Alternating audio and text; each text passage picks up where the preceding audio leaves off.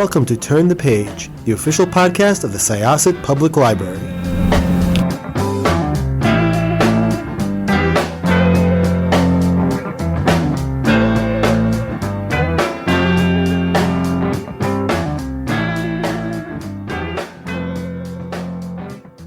Welcome to Syosset Library's Turn the Page podcast. I'm your host, Jessica, and I'm really excited to talk about this book because it's like if I was to describe it in one word and you could take this one way or the other, it would be wish fulfillment.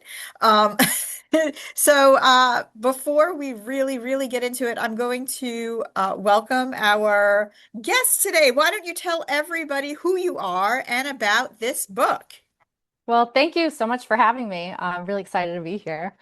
So, I am Kate Eberle, and I'm the author of If Books Could Kill, which is the story of Roxie Mitchell, who is a woman who is a huge fan of romance novels, and she makes this kind of offhand wish to live out the plot of her favorite author's next book, really not expecting it to come true. And then it does, and she finds herself having this way too good to be true, meet cute, straight out of a romance novel. But she discovers that there's a little bit of a hiccup in the proceedings when her dream book boyfriend tries to kill her. And that's how she discovers that she is, in fact, trapped in her favorite author's work in progress, which is actually a crime thriller this time. So this where the wish fulfillment thing comes from. Um, Mhm. where did you get the idea for this book? Because it's so much fun. It's funny that you say that because it very much was kind of a wish fulfillment basis. It started because my sister and I actually both read a book that we loved at the same time, Beach Read by Emily Henry. And I found myself wishing I could just live inside that book. And in fact, I was about to send my sister one of those Bernie Sanders memes that says, I'm once again asking Emily Henry to write my life. And before I finished typing out the words, I was like, hang on, like, what if something like that happened?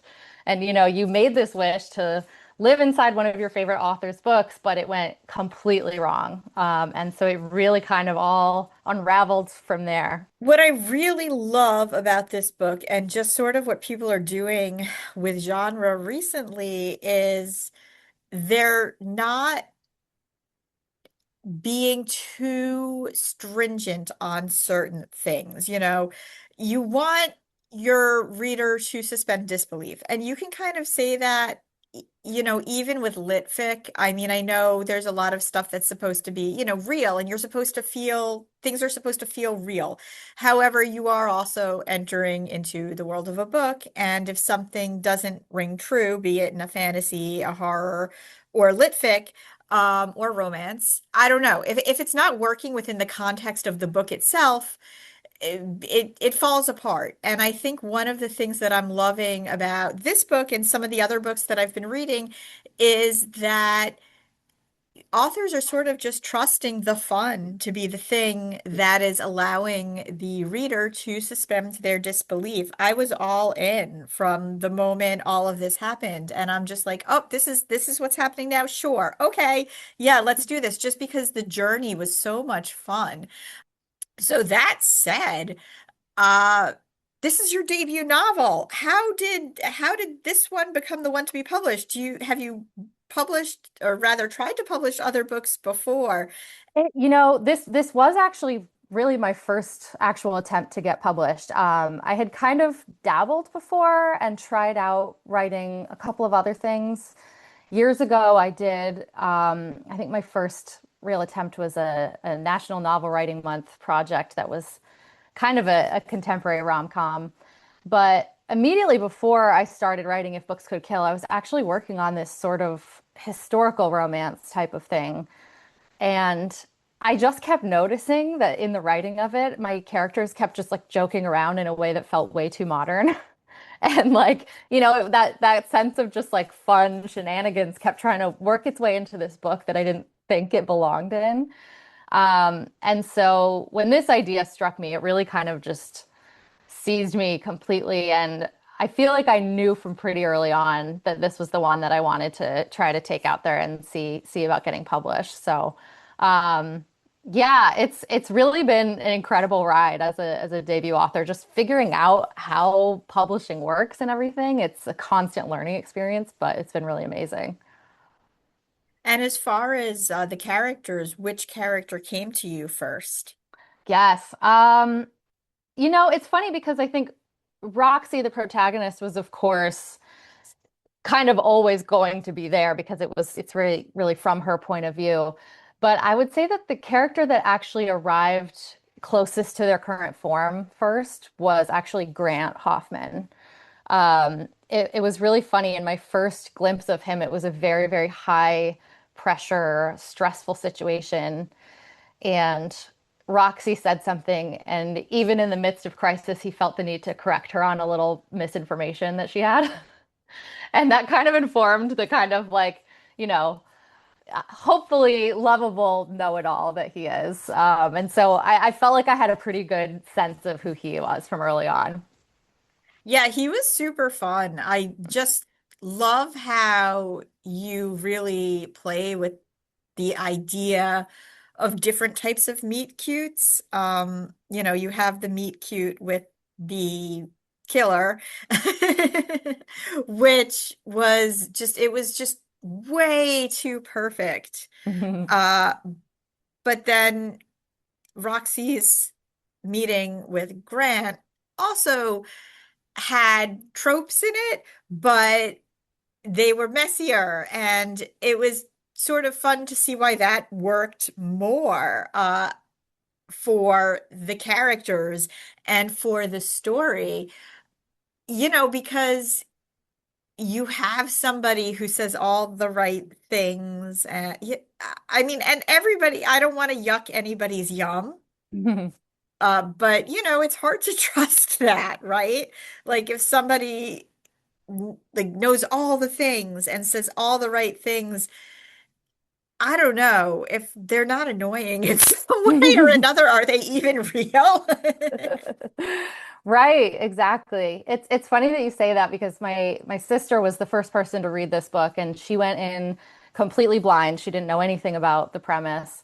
And in that first meet cute, she was telling me later that she was kind of like, yeah, I mean, I guess it just feels a little too, too neat and too cute. And then as we kind of got into it further and she figured out what was going on, she was like, oh, okay, that makes a lot more sense. One of the fun things also is just the idea of like story and what constitutes somebody having a life and a background. And you could get real, like, never-ending story about this, uh, that, you get into a story and you have all of these characters and you really, they're real to you, and what happens to them is real to you. And what kind of came together for that part of it for you? It's funny because I think that there was definitely an awareness that if you find yourself literally physically in a book with it all playing out around you, it's going to feel, identical to your real life.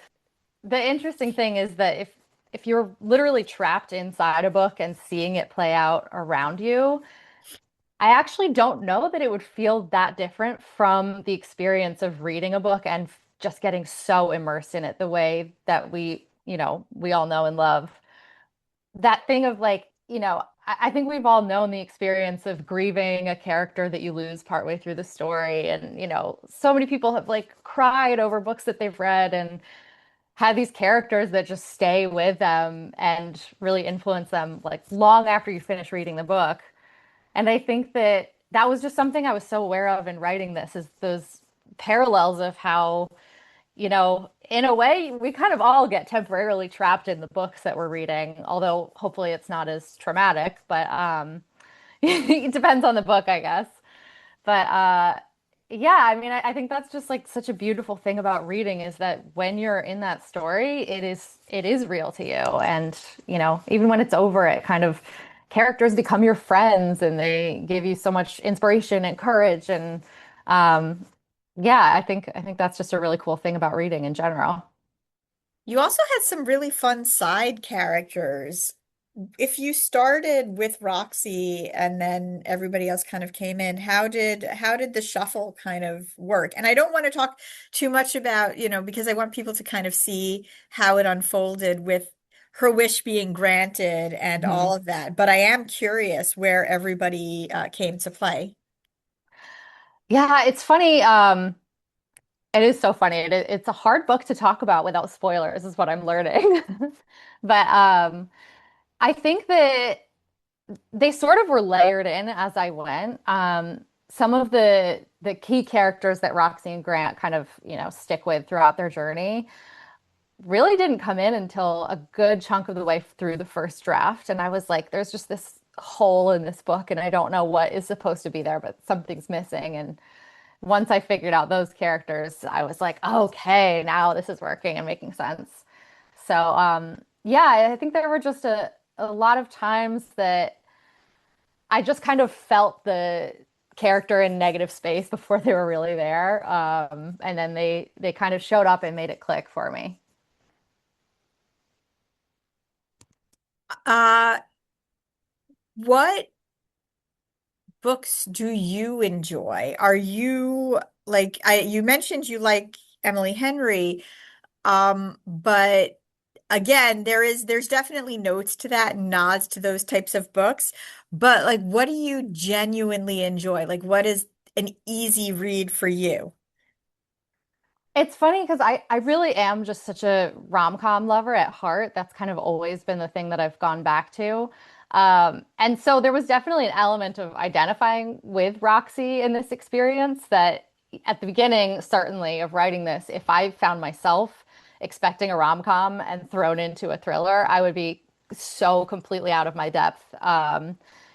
If I was thrown into a rom-com, I'd be like, okay, I know what to expect. I know what the signs are, but a thriller was really a different story. So, um, that said, I feel like, especially since writing this, I have really developed such an extra love for those books that kind of like play with those genres and things that are especially sort of like a humorous spin on thrillers. I think that personally really helps me get into it also because I'm just way too much of a scaredy cat. So if something is just full, terror, I can't handle it. But if we take kind of a comic approach to it, then I have a lot more fun.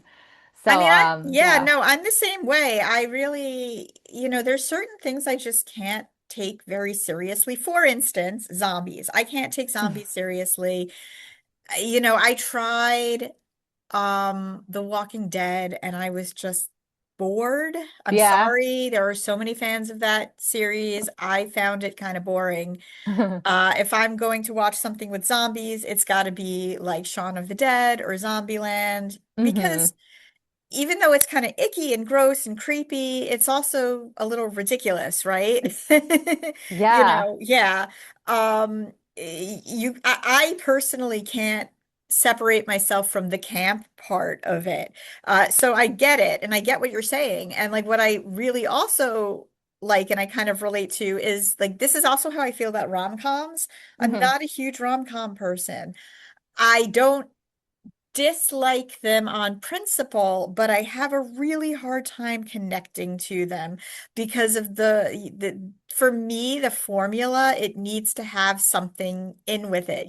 Maybe it's part of growing up where there was literally 5,000 rom-coms a year or something, and it all seemed to be the same movie. Hmm. But, I would much rather like the ones that are going to stick with me are the ones that have an edge. And I don't mean like edgy, like not like there's something about Mary edgy, but something in it, like The Wedding Singer, for instance, that has like that, the music aspect to it, or just a little sillier, or has the horror aspect to it. So I get it. I like to mix colors. Hmm. Yeah, absolutely. I totally agree. So y- did you have a hard time saying goodbye to these characters when you were writing them? Oh, so much. Yeah, I feel like with each kind of round of edits that I would do, I'd be torn because on the one hand, it'd be like, okay, cool, I've done the next thing on my to-do list for this book. But then when I would send it off, I'd be like, oh gosh, like how much more time am I going to get to spend with them? So I think that I'm choosing to see it really as kind of just a new way of spending time with them, seeing other people discover them and getting to talk about them with people is really, really special. Because I mean that was my reality for a really long time. They were sort of just my imaginary friends that no one else could see. So it has been really rewarding seeing more and more people kind of befriend Roxie and Grant and getting to, it feels like having mutual friends with people. So that's really nice. And this was your first effort to publish. That's amazing.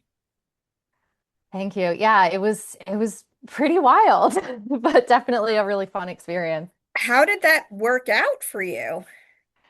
It was much more of a whirlwind, I think, than I expected. I had really just done a lot of kind of internet research on, how you query agents and what that whole experience looks like. Um, and I ended up being really, really lucky, I think, partly with the timing. There's definitely kind of a big boom of this kind of like genre blending thing, especially with rom-coms and thriller or rom-coms and horror, things like that. And so I think that definitely helped kind of make it a bit of a whirlwind experience. It's funny that you brought up the wedding singer earlier because when I started querying agents, I do musical theater as a hobby, and I was in the musical of The Wedding Singer. And I was thinking like, oh, this is great. This will be a distraction, so I'm not just checking my inbox constantly, and I'll be keeping busy with this show. And as it happened, the querying experience went much more quickly than I expected. So I was like, partly getting ready to go do a show and partly, sending out full requests for my manuscript and things like that. But it was a great experience. If things had to be a little chaotic, I wouldn't ask for it to be a different way. So it was really great. Well, I just loved it. It was a delight from start to finish. Are you working on something else at the moment? I am currently working on book two, which will be a standalone, a different story from If Books Could Kill. But I think we'll have some similarities with it in terms of some genre blending and hopefully a lot of the same kind of fun and shenanigans with a love story at the heart of it. Thank you so, so much. Thank you. So once again, this was Jessica with Syosset Libraries Turn the Page podcast. My guest was Kate Eberle. Check out If Books Could Kill. It is great. I just, again, like I don't want to spoil it, but it's got a little something for everyone. And it's just you need a good time. Everyone needs a good time these days, and this one will give it to you. Amazing. Thanks so much for having me, Jessica. Thank you. We are going to close this chapter of Turn the Page. It's time to close this chapter of Turn the Page. Join us for the next episode.